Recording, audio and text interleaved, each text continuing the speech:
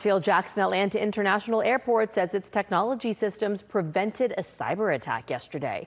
The world's busiest airport says its systems detected the attempted hack. It shared a statement saying in part the systems followed protocol and implemented a standard set of protections to ensure the availability of the ATL.com website. There was no impact to airport or system operations. That attempted hack came on the same day that several European airports were hit by a cyber attack. It impacted Brussels, Belgium, Berlin, Germany, and London, England, and led to some delays and cancellations.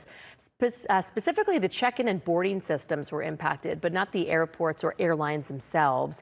It's not clear at this point who is behind the attack, but experts say it exposed vulnerabilities in security systems.